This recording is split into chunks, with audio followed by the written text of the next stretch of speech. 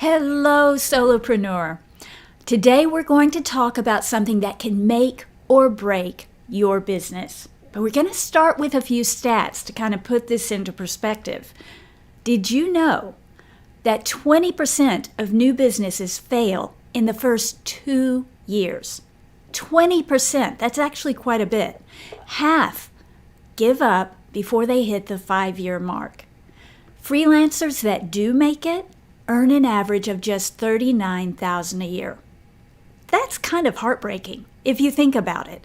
And when I look back, I'll tell you more about this later, but there are so many people who were starting their business at the same time I was starting mine, and the majority of them are nowhere to be found. They have jobs, they gave up, they went to real estate, whatever, because these stats are true.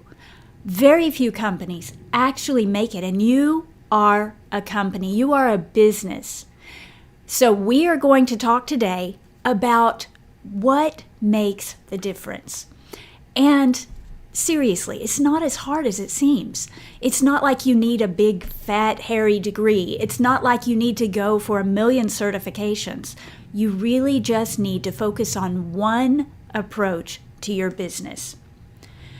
You see, if you want to be in business, living a life that you love, you need to make sure you're not doing little things that sabotage your success. And a biggie one is treating your business as a hobby rather than a business. So that's what we're going to talk about today, and I'm going to share with you some simple things you can do to up-level your business and step up your success. Welcome to the Solopreneur Life Podcast. I'm your host, Kathryn Aragon, and my husband, Jonathan Aragon, is with me running tech, possibly joining me for some Q&A at the end of the call. At Solopreneur Life, we are all about building and scaling your business so you can enjoy the freedom, flexibility, and the fun of running your own business. Join me every week as we dive into the ups and the downs of going solo. Today, we're talking about professional or hobbyist. How to make sure you look like a pro. But before we dive in, take a minute to subscribe to the Solopreneur Life Podcast so you don't miss a single episode. So first, let's just start with this question. Are you a hobbyist or a professional? You may think that you are presenting yourself as a professional, but we do so many little things that sabotage us, and a lot of them are just mindset or lack of awareness. So we're going to look at some of these things in this episode today. And we're also going to explore, does it even matter? I mean, can you just run a side gig and make good money on the side? Well, yes, you can, which is why so many people are promising you that you can make $1 million a year working 4 hours a week. It's not actually that realistic to assume that can happen. But yes, it is possible to keep your business on the side and treat it like a hobby and make a little bit of money. But if you want to make 6 figures, and if you really want to grow a business that means something that you can be proud of, you're going to need to give it a little bit more than a hobby investment. Think about your typical hobby. You pick it up, you put it down, you go dabble for a week, and then you forget about it for a month. You may invest, but you probably don't. When money gets tight, you don't buy anything or invest in it or grow it. This is what a hobby looks like. And there's so many of us, solopreneurs, who are very skilled, who should be doing much better, but they're not. And the reason is they've adopted this mindset that it's all about lifestyle, and they're not doing what it takes to grow their business. They're not treating their business as something professional. They're treating it as a hobby. Yeah, I want to be able to work 4 hours a day also. But guess what? That's really not realistic. The bigger and badder my business becomes, the more hours it demands of me, the more strategic thought. It's like I never really stop working. I can goof off and have fun. I'll step away from my computer and put down my phone. I know it's hard, but we can do it. But The reality is my brain is always processing. What could I do here? Ooh, I could apply that to my landing page. Oh, wow, that's a great idea. How can I use that in my business? This is what you do when you're a pro. The hobbyist is like, forget about it. I don't need to work this week. I'm going to go have fun with my family. There's a stark difference there. And yes, it does make a difference. You see, think about your clients. They are in an office all day. They're hyper professional because they'll get fired if they're not. You know, most of them work in this big enterprise organization, or they have a business, a brick and mortar business, a virtual business, digital, with employees. They would love to hire you, but it's okay, fine. I'll just hire you for a project here and there. But they are trying to be super professional. And then this hobbyist comes in who's like, yeah, deadline, whatever. I'll get to it when I get to it. Does that impress them? Does that feel like the kind of person who they want to work with? No, it's actually a stark difference from the person over here who's like treating their business like a business, using comparable tools and workflows, and always hits a deadline. That makes a difference. That feels like, yes, you are a pro. You will be in business long term, so I can trust you. The hobbyist is like, I don't know, will they even hit my deadline? Do I dare give them this project? This is an important one. Can I entrust them with it? See the difference?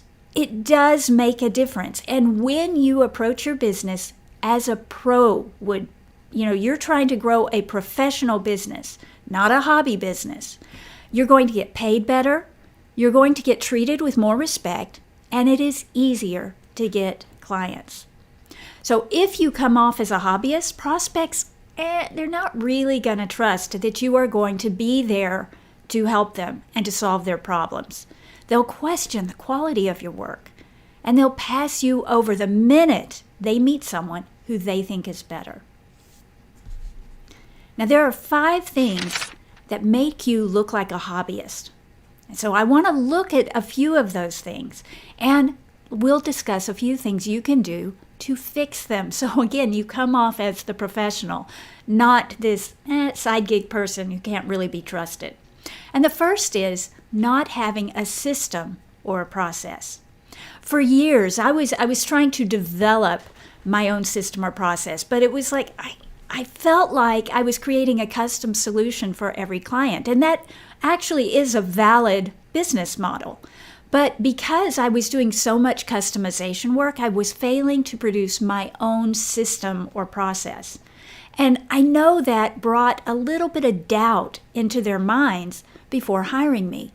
I wouldn't get some gigs because they were looking for someone who had a system, so they could look at the system and say, yeah, that'll work for me, rather than, yeah, I can figure it out. Yeah, just trust me. Would you trust someone saying it like that? No. The truth is, every successful business has some kind of a model, some kind of a framework that they use to take their customers from A to B and beyond. So if you really want to come off as a professional business, you need to figure out what your system is. And I don't think it needs to be elaborate. Mine is getting more and more refined, and that really pleases me because it's easier for me now to get high-dollar clients. But in those early years, even if it was as simple as, well, first, we're going to have a meeting to diagnose your problem. Then we're going to come up with a strategy and a few keyword ideas that we want to target. And then we're going to come up with articles that will pursue that. You see, it's still a step-by-step process. It's not an elaborate methodology. If you can get to the methodology, do that. But if you can't, at least come up with a step-by-step process of how we're going to work together. That will always make you look more professional. The second thing I want you to avoid at all costs is giving your clients a non-professional experience. You see, it's like we were just talking about. If everybody who you're working with is in an office and they're using Zoom for client calls and they're using a scheduler to get people to sign up for when those meetings are going to be, and they're using this tool and that tool, and you come in with like this duct taped process that just looks like it's barely holding together. It really looks like you're not using professional tools. You're just using Word or Google Docs and kind of making it look good. That's going to show up. That's going to make you look less professional. So, for instance, let's talk about the scheduling app. I do know one woman who is very professional. She runs her own agency, and she is dead set against scheduling apps. So this one is iffy. I'm going to give you the option. The reason she doesn't like it is because she feels like it creates too much automation into something that should be a personal relationship. So use your value judgment. Like, what type of business are you running? Are you trying to create a business where you don't provide a high-touch service? If so, this, using some kind of a calendar scheduler is going to work for you. But if you provide this, kid glove, velvet rope, high-touch service, that's not congruous, is it? You need to use something that will, Calendly. I actually use TidyCal by Sumo because it's super affordable, really easy to set up, and really easy for anyone to use. So I have been really happy with that. You need to find one that works for you, assuming it fits the kind of business you're building. So this one, like I said, it will make you look more professional to have this, but if you compensate with more high-touch relational business and you're constantly there building relationship with your clients, you may be able to get away without this one because you are behaving more professionally. You're behaving more like a salesperson and a business owner, staying in touch with your clients, like really in touch, right? Okay. The next one, and this is a new one for me, but within the last year or two, I've begun using a signature app. Before I start any project, I have the client sign a contract. Lots of learning going into that one. Learn from me. Don't learn the hard way. You need to have some kind of a contract, no matter how good friends you are with that client, or no matter how much you think they're going to treat you right. It's just good for business to have a contract anytime you partner with someone to get paid and deliver something in return. Now, when you do this, you're probably creating your contract, like I create mine in Google Docs, and then I turn it into a PDF, and then I email it. Well, that's the old system. Because why? Think about the customer experience. You're handing them a PDF in a digital world. And if they've got access to Acrobat, they can probably drop a signature in there. But then otherwise, they have to print it out, sign it, scan it, send it back to you. Look at how anachronistic that is. Look at how old school that is. That's not how you want to run a digital business and look like you're cutting edge. So get a simple signature app. There are some out there that you have like 3 uses a month for free, and that may be all you need. But I've recently purchased Signaturely, and I've been really happy with it. I create my Google Doc, and it creates, all I have to do is pull it into Signaturely, and there it is, ready to send. It's that easy. Something like that, see, is going to actually save you time, and it's not that expensive. Now, another thing you may be doing, giving regular updates throughout the project, that's key. Very many of us, when we start out, we have that vision of being able to work on our own schedule, and we're going to play half the day, and we'll just work in our way because we're trying to escape corporate whatever, the corporate world, right?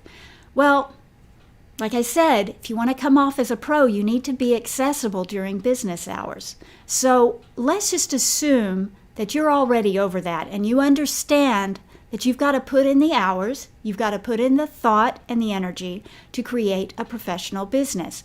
Well, professionals don't say, give me your money and leave me alone. That's really not a professional mindset.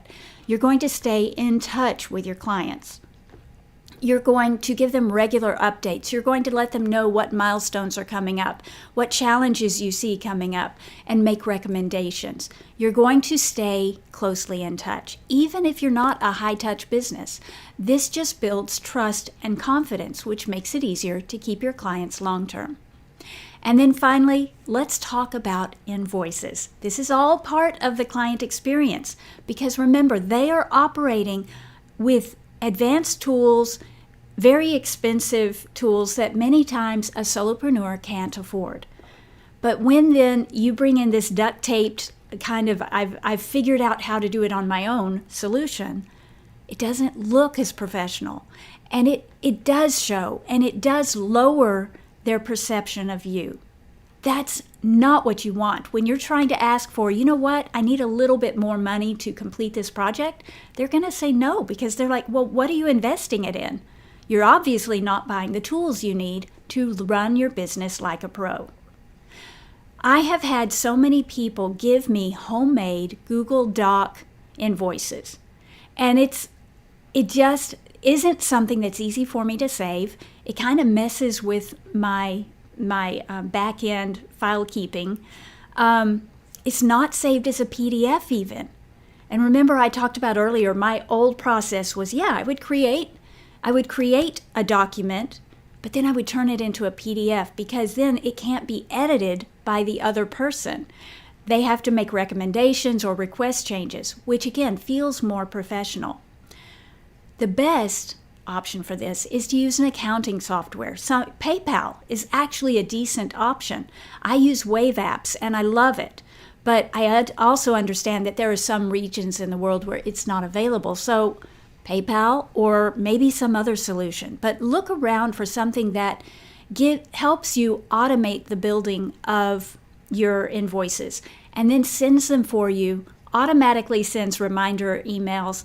It looks more professional. And if it costs you a few dollars a month to do that, it is worth it. Okay, so what have we talked about so far? We've talked about not having a system or process, not providing a good client experience. What about quality? Quality can actually make or break your ability to continue working in an industry. If you get a reputation as someone who just throws things together and doesn't care, or you turn in faulty work, your work has major mistakes, so they always have to redo what you did. Why pay you if they have to do the work anyway? This is such a big one. You must care about the quality of everything you do, and you must care about it as much as your clients do. Or why are they paying you? A professional delivers as promised. A professional delivers the highest quality possible because they understand that that is your brand reputation. Now, if you're a solo and if you're a hobbyist and you lose a client and you don't care, fine. But if you really want to grow your business, you need to step up on quality. You can't pick up a project 5 minutes before it's due, throw it together, and they go, oh, well, you know what? I'm a little pinched for time. Can I give it to you tomorrow? And then tomorrow. And then tomorrow. The people who I hire over and over and over again are the ones who turn in their work. They turn in high quality work early. So I have time to work it into my schedule. I have time to review it and get my work done and meet my deadlines. See, if you're thinking about your client's experience, you're going to realize that your work impacts their work. And if you help them succeed, they're going to come back to you again and again. But if you consistently deliver low quality work and make it harder for them to do their job, why would they come back to you?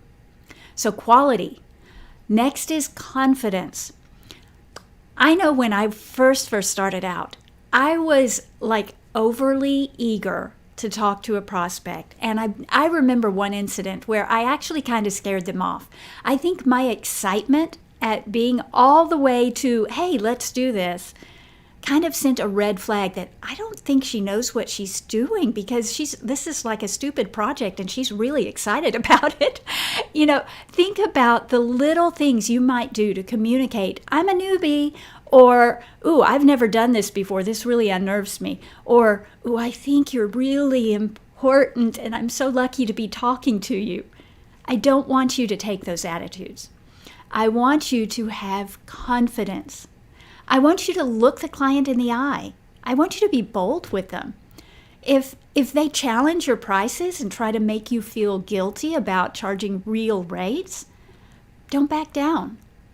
Now, I'll talk about that topic from both perspectives, as the person who's actually giving my price, but also as the person paying them. You do need to meet your client halfway, but I had one prospect actually try to shame me into lowering my rate. Now no. I'll negotiate with you, but don't try to make fun of me or laugh at me or act like I'm out of line for charging a real professional rate, one that I know my peers are charging equally. Now, you need to have the confidence to stand your ground. You also need to have the confidence to negotiate when it's time to negotiate, because you know your business, you know the industry, and you know what you're worth. That kind of confidence elevates you, makes you look like a professional. I've actually had people choose not to work with me because they can't afford me. I've also had people ask to negotiate, and I'm more than happy to negotiate. Sometimes we're able to come to an agreement we both are happy with. Sometimes we're not. But you also need to be the confidence to walk away is just as important. Don't ever feel desperate for work, because if somebody is not a good fit, or they can't pay you what you're worth, or they don't treat you with respect, you don't need to work with them, and you need to confidently walk away knowing that you can replace that opportunity. And then finally, your approach to your business. So what have we talked about so far here? Not having a system or process makes you look amateurish. A bad client experience, no, that's not professional.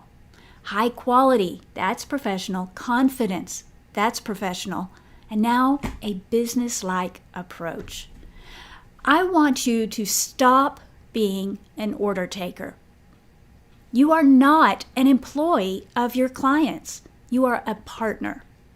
You are not somebody who's coming and going, please, sir, would you give me some work? Would you please pay me for something? You're not a beggar. You're a partner. You are someone who's bringing a solution that they desperately want. And I want you to own that. I want you to step into partnership with your clients and stop being an order taker. The order taker sends off a vibe that the client begins to pick up on.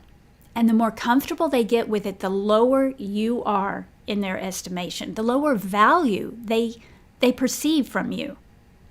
You want to keep that as high as possible, which means sometimes you're going to need to push back. Sometimes you're going to need to be the consultant and warn them, tell them what red flags are in front of them. You know, you're about to step off a cliff. I really think you need to take a step backwards.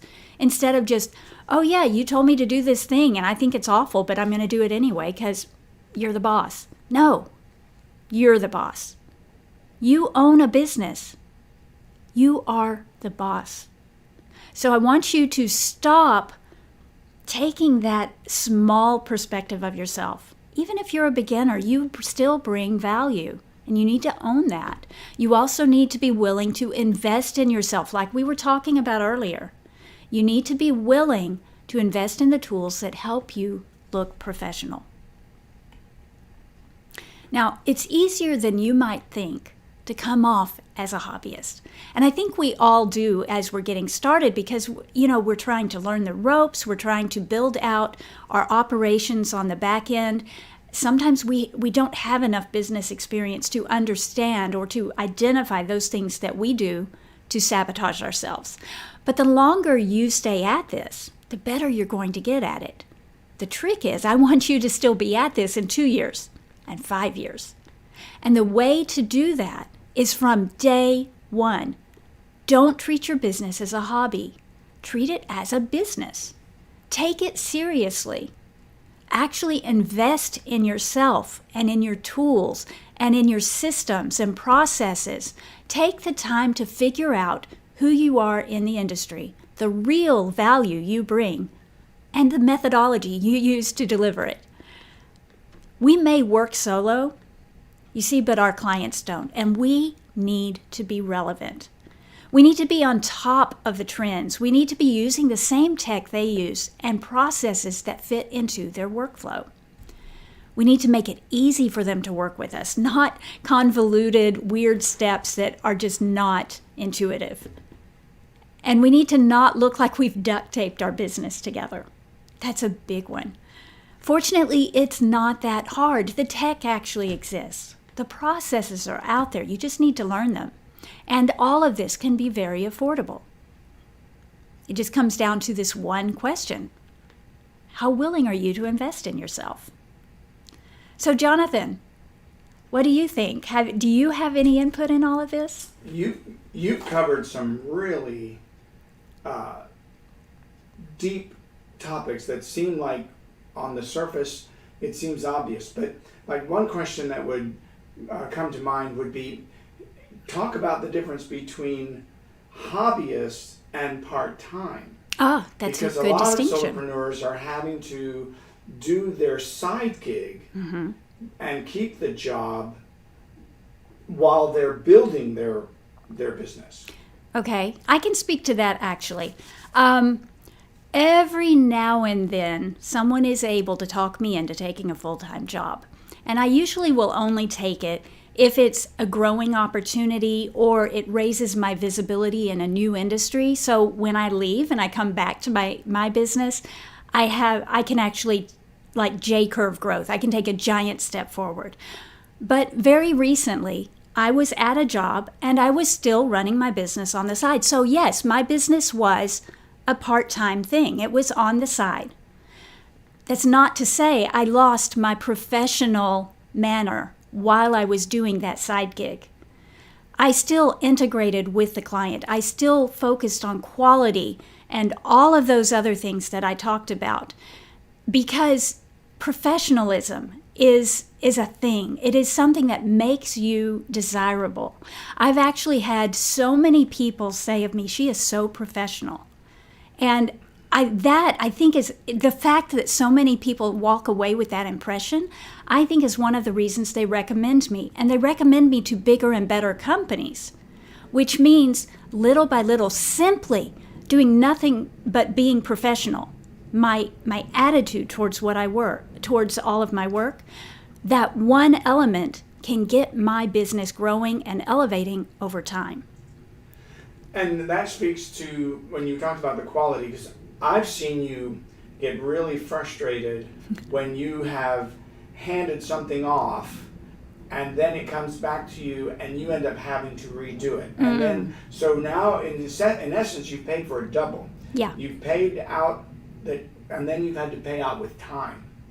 And I've seen you get frustrated enough to not be willing to go back to that person or to that resource. It didn't solve the problem. And we often think that maybe it's an issue of understanding what they perceive as quality and what we perceive as quality. So we have to maybe over-deliver. We talked about the over-deliver in your book club.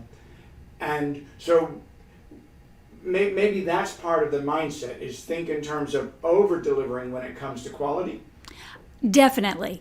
One of the things that I say frequently, and I know that it kind of, sometimes when I'm talking to a prospect, this hurts me, but I always underpromise and overdeliver. And one of the reasons I do that is I'm trying really hard to set realistic expectations. You know how it is. If you've been doing this for any time at all, you have a prospect coming to you saying, okay, I need a rocket ship built. I need it built by tomorrow. I want it to go to Jupiter and back in 3 days. And it needs to be perfect. I mean, we don't have time for testing. We've got a deadline. And I warn you, don't accept that project. That is not worth it. Right. That has more to do with expectations and managing them. Right. Yeah. But it ties in with what we're talking about, because if you try to go along with, oh, they want these big promises, and you make those kinds of promises, you're cementing those wrong expectations. So you always need to pull them back to, no, you're the expert. Remember this, you are an owner, you are a strategist, you are the consultant. So pull those expectations back and say, this is what we can do, and I can promise you this outcome based on this. Or for what you want to pay for your budget, this is the best we can do. And it's on them to accept or walk away. But that actually makes you sound more professional. Yes, very much so. Because you become an authority. That's not realistic. And that speaks to some experience, authority, understanding of scope. Yes, that process. Confidence I was talking about. Yeah. That confidence to say, nope, you're being unrealistic. I can promise this, and I can do this for you. But it's going to take time. And they'll say, well, how much time? Well, we can't get all of this completely done in 3 months' time, but I think we can get a good foundation built in 3 months' time. And basically, you are pulling back their expectations. You're making this more realistic. And yes, you are building yourself up as the professional who knows what you're doing, that they can trust you. Right. There was and you talked a lot about the different apps and things, and what you use is less important than that you have a system and a process for signing invoices. Yeah. But speak to where there are maybe some industry standards, like it doesn't matter which PDF generator or creator you use, but a PDF versus a Word document, which is you never want to send something that they could edit without your knowledge. Speak to some of that. Okay. Back up. Okay, which app you use is less important than that you use something professional. Right. All right. Think about different industries where there are a lot of controls, like health. You've got HIPAA rules and other compliance issues. Legal industry probably has a lot of compliance issues. I know financial services does because I used to work in that industry. Sometimes you may be required to use certain tools and to write disclaimers in your emails and in the bottom of your documents just to be safe legally. But in most cases, that's not the case. In most cases, you simply want to make sure that you're that you're delivering things in a way that makes it easy for your client to engage. And as technology advances, our old systems, our tendency to handle paper, like PDF is really an image on a piece of paper, if you think about it. People have to print it out to engage with it.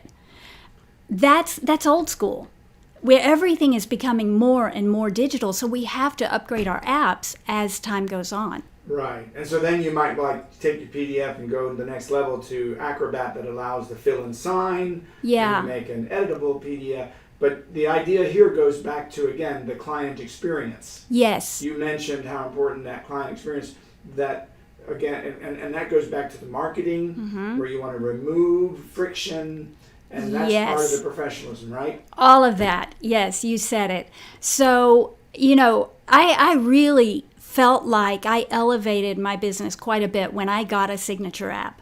Because I just 2 months ago, I bought a new house. And I bought it long distance. I never met a single person who was processing any of the paperwork.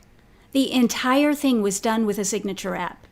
Now, if we are buying houses long distance with signature apps, why are we not using signature apps in our business? Right. We are signing contracts. And today, the industry standard is to do it with a signature app. They are so cheap. This is not a big investment, but it can make huge gains in the way you're perceived. You're not perceived as old school, as someone who's behind the times, who doesn't understand tech. Instead, you're seeing, oh, she's cutting edge. She's as professional as we are. And that looks good. That's going to get you more business over time.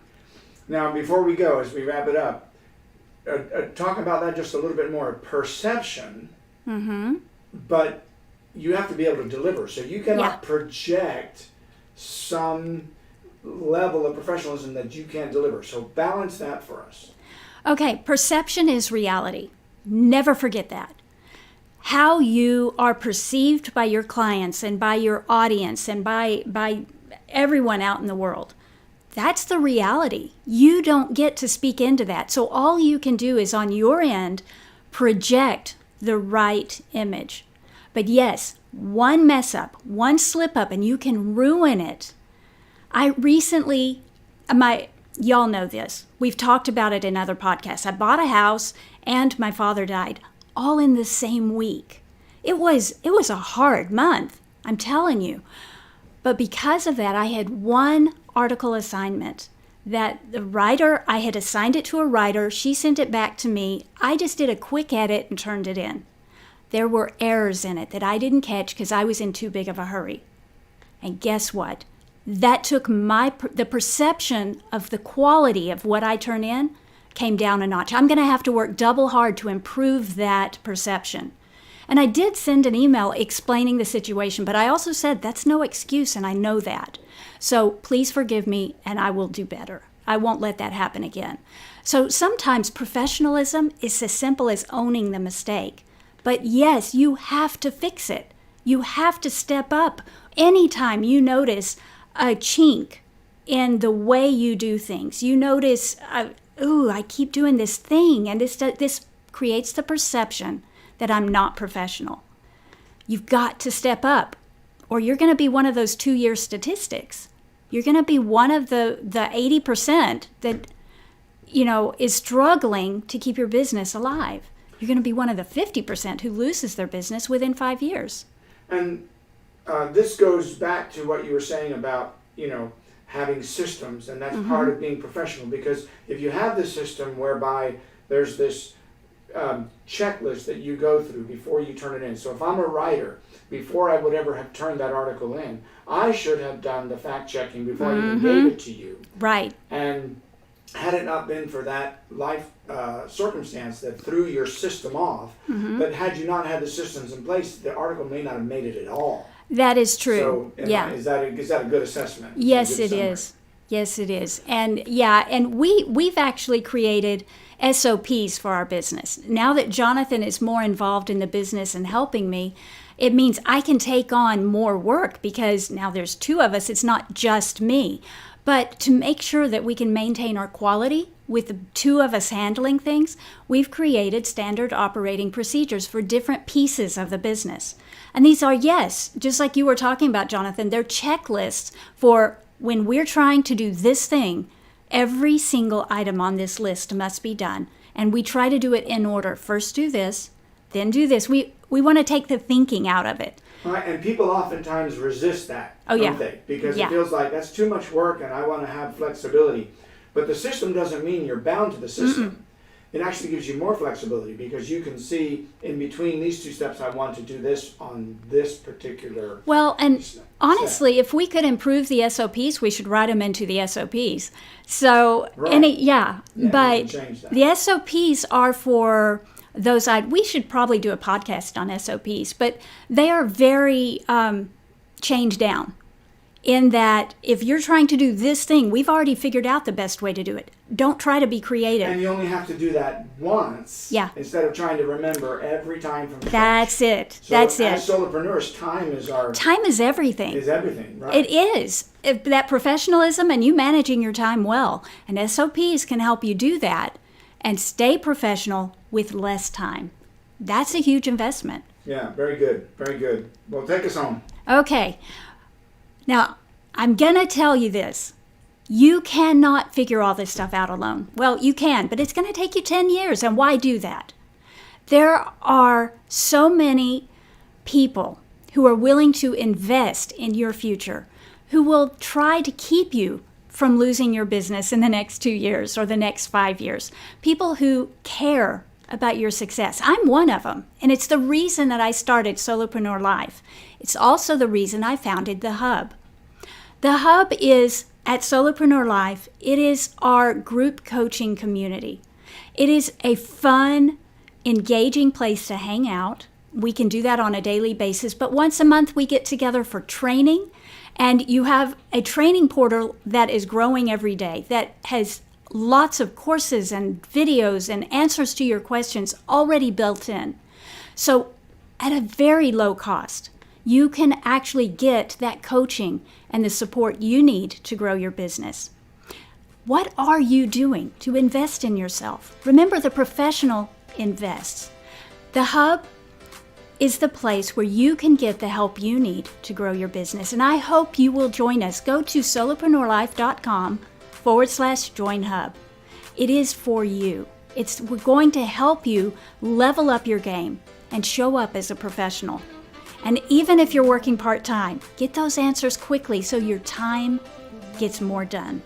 You need to be leveraging time in your favor, not against you. And in the Hub, you'll get some of those SOPs written out for you. You'll get my own tools and resources, which I share with the group.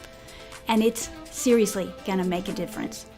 Don't forget to subscribe to the Solopreneur Life Podcast wherever you tune in, and visit us at Solopreneur Life. We're growing the blog. I publish the podcast there as well. And then, of course, show up next week. We'll get another smart episode of the Solopreneur Life Podcast. And until then, stay awesome.